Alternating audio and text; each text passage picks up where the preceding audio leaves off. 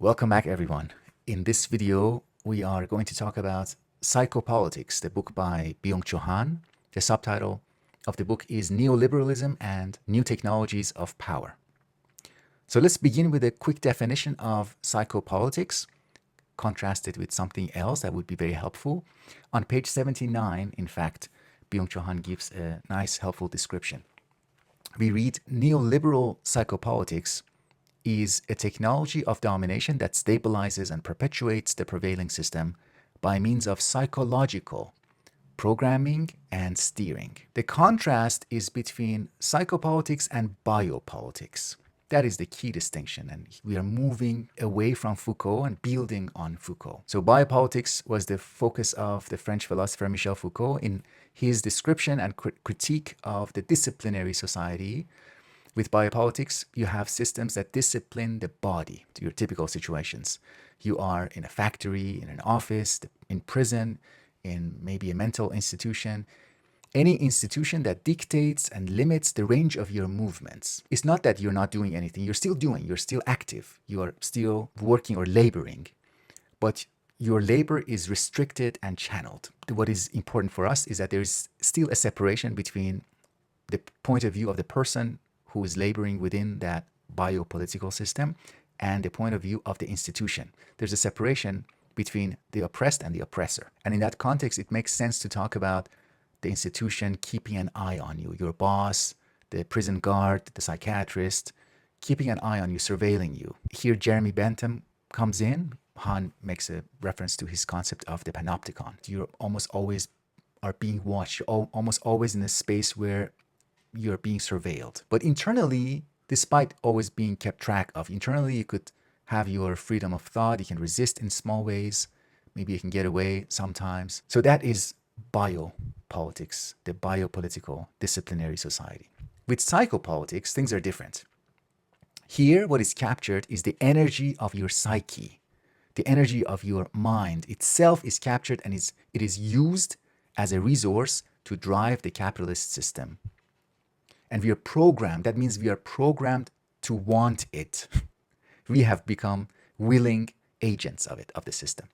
And we have, in case we are weak or we are not motivated enough or we get depressed, we have cheerleaders. So the cheerleaders of the psychopolitical system are psychologists, therapists, personal coaches or life coaches, anyone who is giving you a program for optimizing yourself.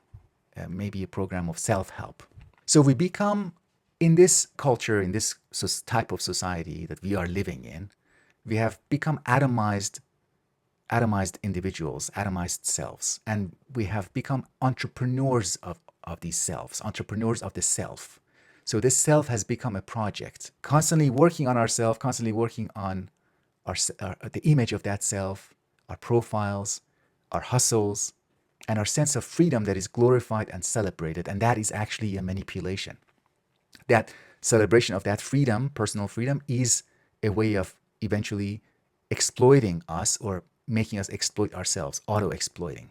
Even people who leave romantic relationships commonly say, I need to work on myself. I need to get out of this relationship to work on myself, to be this entrepreneur of the self, in Han's words. This freedom, that in fact freedom is the topic of the very first essay here.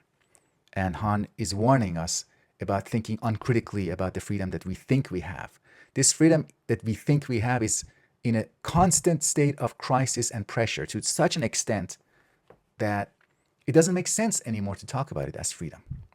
Okay, so that was the big picture, the overall impression of this collection of essays. Now, I want to just focus on a couple of specific things about the book that I liked. One of them has to do with temporality and time, how we relate with time, which is very impulsive, very quick and fast-paced. Every job, I'm job searching now, job hunting, searching, and every job that I look at that I'm going to apply to has in its description, you have to work in a fast-paced environment, and you have to be comfortable with very quick deadlines. Okay, is there any job now that is not that crazy fast-paced? So this is reflective. Maybe all of these people who are hiring, recruiting, maybe they all think that they are unique in that situation, but they're all reflective of a general cultural pattern. Our relationship with time has become very short-tempered and short-termed.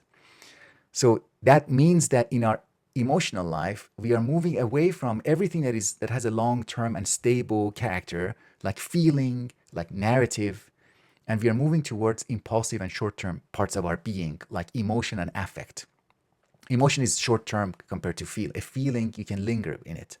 A feeling is more, can be more conceptual, can be charged with an understanding, can be charged with a narrative understanding. But an affect, an emotion is something that it happens quickly and you get over it. Similarly, rationality, which is also stable, is being replaced by emotionality. We are increasingly losing spaces and opportunities for rest, for pause. The other thing that I really liked was his description, very quick passing description of our relationship with language. Now, this is really something that I've seen both in my life in academia, my former life in academia, and my life in the industry. Everywhere it seems like we are obsessed with having new words. We want our language to be constantly generative. We want new terms. We want to be associated with some new terminology, some new concepts that we have come up with. Academics love it when they have a thing associated with them, like emotional intelligence, or I don't know, entrepreneurial intelligence, entrepreneurial personality. Wow, what a great concept. Or psychopolitics. Not to make fun of Han, it's a pattern. We are restless for new language, for new words, for new uses of language.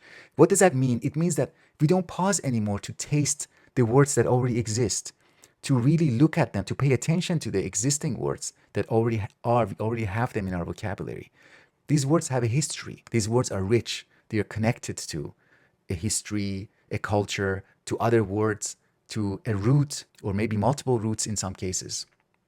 We don't pause to appreciate and understand an existing language, and instead we want to just run after new stuff, new words, new terminology. In his short essay on emotional capitalism, essay 9 in this collection, Psychopolitics, Han writes about emotions, affect, and feeling, and he just meditates on words alone.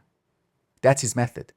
And he makes very insightful distinctions between affect, emotion, and feeling that is way ahead of contemporary psychology, decades ahead of what psychologists say and how much they understand the affective or the emotional dimension of human psychology. Because psychologists are data-driven, they are hyper-empirical, and they don't think, they don't pause, they don't pay attention to language. Now, the part that I liked or appreciated the least about Han's essays is his critique of big data. I sympathize with him, I agree with him, but I think he remains a little bit superficial.